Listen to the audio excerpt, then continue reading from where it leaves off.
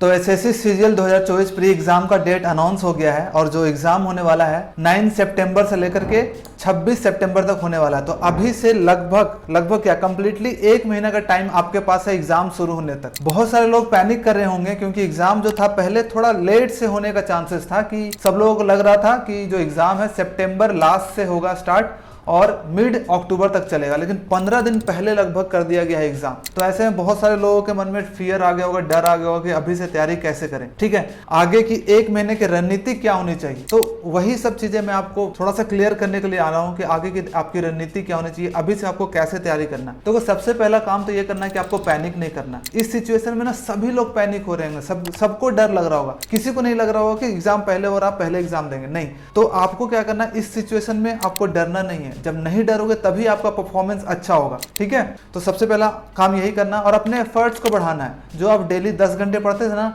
उसको आप 2 घंटे और एक्स्ट्रा कर लो और एक छोटी सी प्लानिंग बनाओ 1 महीने की।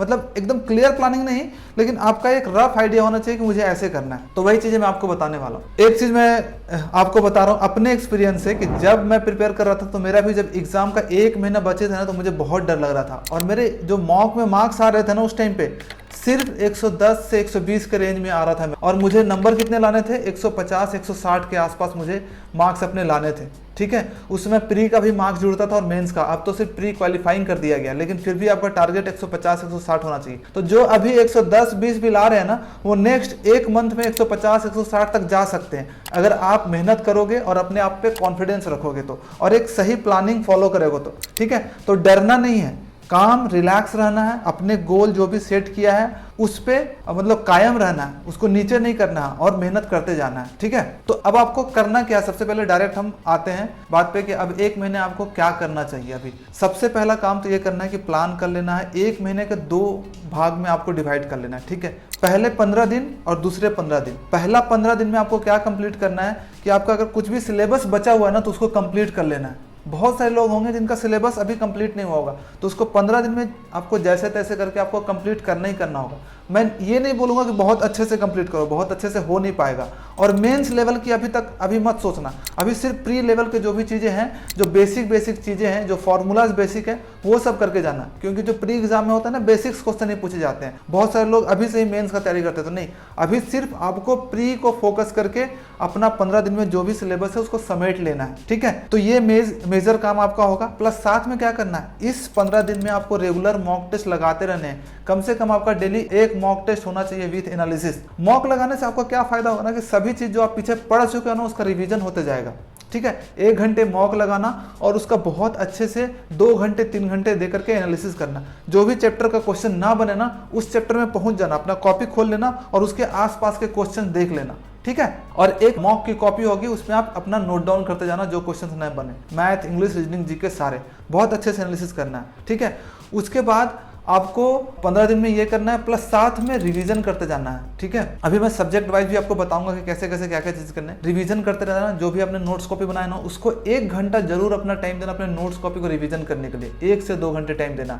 प्लस साथ में मैं बोलूंगा कि मैथ्स अब जब कर रहे हो ना तो मैथ्स के लिए आपको अपना फॉर्मूला तैयार करना शुरू कर देना होगा। अपनी फॉर्मूला की कॉपी बनाओ और उसको इंप्रूव करना शुरू करो। मैथ में अगर आपको 50 में 50 लाना है तो मैथ्स का जो भी फॉर्मूला है आपके टिप पे होना चाहिए। ठीक है, सारे बेसिक फॉर्मूलाज, पेरीमीटर्स क्या होता है, शंकु का पेरीमीटर क्या होता है, सिलेंडर का पेरीमीटर क्या होता है, उसका एरिया कितना होता है, गोला का कितना होता है, ये सब कुछ आपको एकदम कंफर्म पता होना चाहिए। उसके लिए आपके पास आपके एक कॉपी होनी चाहिए। तो पहला 15 दिन आपको ये करना है कि सभी की चीजों को कंप्लीट कर लेना, और जो दूसरा 15 दिन है ना उसमें आपको अपना सिलेबस फिर नहीं करना है कंप्लीट। हल्का फुल्का कुछ बचा हुआ है तो टाइम निकाल के कर लो। उसमें मेन काम आपका होगा ज्यादा से ज्यादा मॉक लगाना। ठीक है, जितना ज़्यादा आप मॉक लगा सकते हो उस टाइम पे आपको डेली 2 मॉक कम से कम लगाने हैं, 2 से 3 मॉक भी लगा सकते हो अगर आपके पास टाइम है। क्योंकि जैसे जैसे आप मॉक लगाते जाओगे ना तो आपको मॉक लगाने में जो एनालिसिस का टाइम लगता है वो घटते जाएगा, क्योंकि आपका इंप्रूवमेंट होता जाएगा और मॉक से ही आपका इंप्रूवमेंट होता है। ठीक है, तो पहला 15 दिन आपको क्या करना समझ गए। आपका जो भी सिलेबस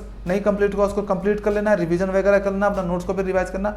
नेक्स्ट जो लास्ट का 15 दिन बचा रहेगा उसमें आपको रेगुलर मॉक लगाना है। ठीक है, और बहुत सारे बच्चों का ऐसा होगा कि मतलब स्टार्टिंग से ही 9 तारीख को ही एग्जाम नहीं होगा, ऐसा हो सकता है कि आपका एग्जाम जो है 15 तारीख को हो, 16 तारीख को हो। तो उससे पहले जितने भी पेपर हो चुके होंगे उनको बहुत अच्छे से करके जरूर जाना, ठीक है। कहीं ना कहीं से आपको पता करना है कि किस टाइप का पेपर आ रहा है और उस टाइप के क्वेश्चंस आपको ढूंढ ढूंढ के अपने नोट्स कॉपी से करके जाना है, ठीक है। तो कुछ लोग अनलकी होंगे, कुछ लोग लकी होंगे। अनलकी वही होंगे जिनका एग्जाम पहले हो जाएगा, तो थोड़ा सा अनलकी इसलिए होंगे क्योंकि उनको एग्जाम का पैटर्न नहीं पता चलेगा। लेकिन जिनका 10 दिन बाद होगा, 9 तारीख को ना होकर के 19 तारीख को होगा, उनको पेपर का पैटर्न पता चल जाएगा कि इस टाइप का क्वेश्चन आ रहा है। उस टाइप का क्वेश्चन आपको अच्छे से करके कंप्लीट करके आपको जाना है, ठीक है। तो यही आपको स्ट्रैटेजी फॉलो करना है। पहला 15 दिन में आपको अपना पूरा सिलेबस कंप्लीट कर लेना है 15 दिन में, और लास्ट के 15 दिन हर दिन 2-3 मॉक टेस्ट लगाओगे। देखो मैं अपने एक्सपीरियंस से बोल रहा हूँ, जितना मॉक लगाओगे ना और जितना अच्छे से एनालिसिस करोगे सारे क्वेश्चंस को अपना नोट्स कॉपी खोल करके, उतना तेजी से आपका इंप्रूवमेंट होगा, ठीक है। और आप सोचोगे कि सिर्फ अपना सिलेबस हम करते रहे, अपना नोट्स कॉपी करते रहे और प्रैक्टिस करते रहे, उससे कभी भी आपका इंप्रूवमेंट नहीं होगा। फुल मॉक आपको लगाना पड़ेगा। और अगर किसी किसी सेक्शन में आप वीक हो तो उस वीक वाले सेक्शन का भी अलग से सेक्शनल लगाओ। मान लो इंग्लिश आपका बहुत वीक है तो अपना फुल मॉक तो लगाओ ही लगाओ, प्लस साथ में एक इंग्लिश का भी सेक्शनल टेस्ट साथ में लगाते जाओ और अच्छे से एनालिसिस करते जाओ। मान लो आप मैथ्स में वीक हो तो अपना फुल मॉक तो लगाओ ही, साथ में एक मैथ्स का एक्स्ट्रा सेक्शनल टेस्ट लगाते जाओ। कौन सा लगाना है पेपर और कहाँ से लगाना, लगाने के लिए आपको प्रीवियस ईयर का क्वेश्चन पेपर भी लगाओ और नॉर्मल मॉक भी लगाओ और लाइव मॉक भी लगाओ। तीनों टाइप के लगाओ। जिस दिन लाइव आता है, जैसे लाइव कभी कभी फ्री आता है सैटरडे संडे को, तो वो लगा सकते हो, और नॉर्मल मॉक है वो लगाओ। कहाँ से लगा सकते हो, देखो अभी सबसे जो बेस्ट है वो टेक्स्ट बुक है, तो टेक्स्ट बुक से लगा सकते हो। वहाँ पे एनालिसिस वगैरह ये सब चीज़ें ना बहुत अच्छा है, तो टेक्स्ट बुक पे जा करके जितना ज़्यादा से ज़्यादा मॉक टेस्ट लगाओ। बाकी अदर प्लेटफॉर्म भी कुछ कुछ है तो आप वहाँ से भी लगा सकते हो। अगर वहाँ पे फ्री मॉक मिल रहे हैं, आपका फ्री लाइव हो रहा है तो वहाँ पे भी लगाओ, ठीक है। लेकिन एक प्लेटफॉर्म होना चाहिए जहाँ पे कि आपका कमांड होना चाहिए कि मैक्सिमम मॉक टेस्ट हमको वहाँ से लगाना है, बाकी इधर उधर से भी अपने लेवल्स को चेक करते रहने हैं। तो जितना ज़्यादा से ज़्यादा मॉक टेस्ट आप लगा सकते हो ना, आपको लगाना है। और मेरा ये ऑब्जर्वेशन है कि हर 10 मॉक टेस्ट लगाने के बाद एवरेज 5 मार्क्स का इंप्रूवमेंट होता है। तो आपको देख लेना है कि आपको कितना मार्क्स इंप्रूव करना है, उसके हिसाब से आपको मॉक टेस्ट लगाना है, ठीक है। और अगर आपने टेक्स्ट बुक पे पास परचेस नहीं किया है तो आप टॉपर कूपन कोड यूज करके टेक्स्ट बुक का पास परचेस कर सकते हो, और उसमें अनलिमिटेड टेस्ट है। आप जितना टेस्ट लगाना है आप लगा सकते हो, प्रीवियस ईयर वगैरह सब कुछ। कुछ और चीज़ें मैं आपको बता देता हूँ, ठीक है। अभी के टाइम पे आपको काम एंड रिलैक्स रहना बहुत जरूरी है, क्योंकि जैसे जैसे टाइम घटेगा ना आपका ना थोड़ा पैनिक सिचुएशन बढ़ते रहेगा, आपका फियर आपको आने लगेगा कि अरे यार मेरा मार्क्स इंप्रूव नहीं हो रहा, क्या करें।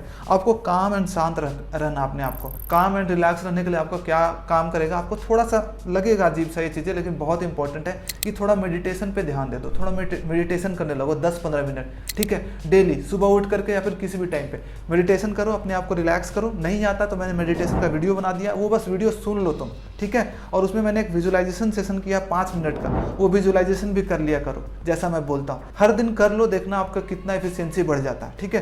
तो ये बहुत इंपॉर्टेंट है कि अपने आप को काम रिलैक्स रखो और कॉन्फिडेंट रखो। जब भी नेगेटिव थॉट्स आए उसको पॉजिटिव से रिप्लेस करो, ठीक है। बहुत सारे नेगेटिव थॉट्स आपके मन में आएंगे, लेकिन जैसे ही नेगेटिव आने लगेगा कि नहीं होगा तो I can do it, I will do it, मैं करूंगा, ज़्यादा मेहनत करूंगा तो क्यों नहीं होगा, मुझे इंप्रूव करना है। और आपका जो निगाह है ना हमेशा फोकस होना चाहिए आपके टारगेट पे कि प्री में कितना मार्क्स लाना है आपको। जैसे मेरा टारगेट था 172 मार्क्स, अभी भी मुझे याद है, मैं 172 के पीछे पड़ गया था। यहाँ पे लिखा हुआ ना, set your goal high and don't stop till you get there. तो जब तक आप वहां तक ना पहुंचो तब तक अपने गोल्स को नीचे नहीं करना है। ये नहीं कि अब 1 महीना बचा तो अपने गोल्स को नीचे कर ले, नहीं, अपने एफर्ट्स को बढ़ाओ थोड़ा सा, ठीक है। रिलैक्स रहो, काम रहो और मेहनत करते रहो, जरूर इंप्रूवमेंट होगा। अब हम तेजी से ना चैप्टर वाइज थोड़ा थोड़ा बता देते हैं। ये तो मैंने बता दिया 15-15 दिन का प्लानिंग करना है। अब चैप्टर वाइज आपको क्या करना है, मैथ्स में आपको क्या करना है। मैथ में बहुत इंपॉर्टेंट है कि कैलकुलेशन पे भी ध्यान देना, ठीक है। और साथ में अपना जितना भी फॉर्मूलाज हैं उसका एक शॉर्ट कॉपी बना लो, 10-15 पेज में सारे चैप्टर के फॉर्मूला आ जाना चाहिए। चैप्टर वाइज फॉर्मूला 2-2 पेज में, 3-3 पेज में आप अपना बना लो, ठीक है।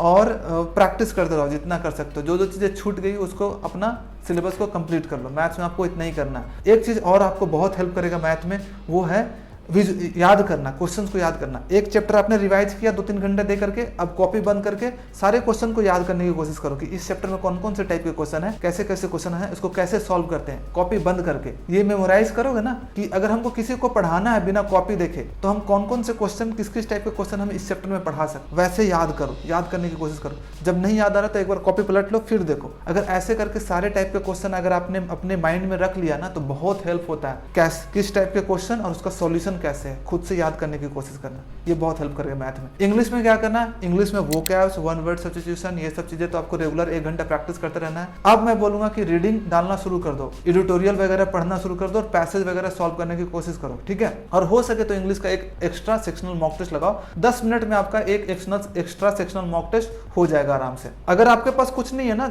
अगर आपके पास मान लो कि आप ऑनलाइन करना चाहते हो तो ऑनलाइन कर सकते हो, नहीं है तो आप कहीं बुक से कर सकते हो, कोई बुक है उससे कर सकते हो, ठीक है। उसके बाद रीजनिंग में आपको क्या करना, रीजनिंग में तो आपको कुछ करने नहीं होता, बस आपको सेक्शनल मॉक टेस्ट लगाते जाओगे। कोई चैप्टर में आपका थोड़ा दिक्कत होगा, उस पर जाकर के थोड़ा सा रिसर्च करना, उस पर 2-3 घंटे टाइम दे देना, वो इंप्रूव हो जाएगा। रीजनिंग में ये होता है कि कोई चैप्टर हमारा वीक होता है, उस पर काम करते रहना है बीच बीच में बस, ठीक है। सबसे ज्यादा इंपॉर्टेंट होता है कि जीके में, आपको जीके में क्या करना है, जीके में अभी के टाइम पे ज्यादा से ज्यादा मल्टीपल चॉइस क्वेश्चन करने की कोशिश करो। अपना थ्योरी तो देखो ही, आपने जहां से भी अभी तक पढ़ लिया थ्योरी तो देखते रहो, लेकिन एमसीक्यू क्वेश्चन ज्यादा से ज्यादा क्वेश्चन करने की कोशिश करो प्रीवियस ईयर वाली, ठीक है। और प्लस साथ में बोलेंगे जहां से क्यूज मिले आप बस 10, 15, 20 खाते समय, नाश्ता समय का, वॉक करते समय थोड़ा याद करते रहो थोड़ा, ठीक है। कुछ चीजें करंट अफेयर्स के लिए स्टैटिक भी आपको करते रहने। और करंट अफेयर्स के लिए मैं क्या बोलूंगा कि करंट अफेयर्स के लिए आप ना पीडीएफ देख लो, इंपॉर्टेंट जो इवेंट होता है कि अवार्ड्स कौन सा मिला लास्ट ईयर में, नोबेल प्राइज किसको मिला है, और भी ऐसे चीजें 4-5 जो इंपॉर्टेंट होती है वो सब कर लेना। कहाँ से कर सकते हो, देखो मैंने ना एक 75 डेज के लिए एक प्लान बनाया था, जिसमें कि मैंने सारे टॉपिक्स जो इंपॉर्टेंट टॉपिक्स है उसका पीडीएफ, सारे सब्जेक्ट का पीडीएफ प्लस साथ में उसमें वीडियो लिंक भी डाल दिया था यूट्यूब का, ठीक है। तो आप वो वाला पीडीएफ ना डाउनलोड कर सकते हो मेरे टेलीग्राम चैनल से। टेलीग्राम सर्च करना गोल्डन एएसओ, वहाँ पे जाना, वहाँ पे वो पीडीएफ आपको मिल जाएगा। उस पीडीएफ में ना मैंने 45 दिन का टास्क डाल दिया और उसमें मैंने करंट अफेयर, जीके, सारे जितने भी सब्जेक्ट है, जितने भी टॉपिक्स है, सारे का मैंने लिंक के साथ डाल दिया। तो आप वहाँ पे करंट अफेयर जाओगे आपको मिल जाएगा, जो करंट अफेयर्स इंपॉर्टेंट है मैंने सब डाल दिया और उसके साथ में लिंक भी डाल दिया। 2024, 2023 से लेकर के अभी तक जितने भी करंट अफेयर सब डाल दिया उसमें, तो आप वहाँ से कर सकते हो, एक बार चेक कर लेना, ठीक है। तो करंट अफेयर्स में यही बोलूंगा कि बस आपको या तो आप मैगजीन से कर सकते हो मंथली वाइज जो होता है, या फिर कोई वीडियो से एक छोटा नोट्स करंट अफेयर्स का हल्का फुल्का बना लेना है और कुछ ज्यादा नहीं करना। तो आई होप कि आपको समझ में आ गया होगा। इस सिचुएशन में पैनिक नहीं करना है, लास्ट तक फाइट करना है, गिव अप नहीं करना है। जो लास्ट तक फाइट करता है वही जीतता है। और एग्जाम से 2-3 दिन पहले एकदम रिलैक्स हो जाना है, ठीक है, एकदम डरना नहीं है। कॉन्फिडेंस अपने अंदर, देखो ऐसे कॉन्फिडेंस दिखता नहीं है, लेकिन प्रिटेंड करना पड़ता है। कभी कभी आपको प्रिटेंड करना पड़ेगा कि मैं कॉन्फिडेंट हूँ, और जब एग्जाम हॉल में जाओ कॉन्फिडेंट होकर के जाओ, काम होकर के, रिलैक्स होकर के जाओ। और मेडिटेशन जो मैंने बोला है बहुत इंपॉर्टेंट है, मेडिटेशन करोगे तो बहुत आपको हेल्प होगा, ठीक है। चलो बस इतना ही है, 1 महीने में आप ये करो, आपका देखना आपका इंप्रूवमेंट जरूर होगा और डरने की बात नहीं है। चलो बाय बाय।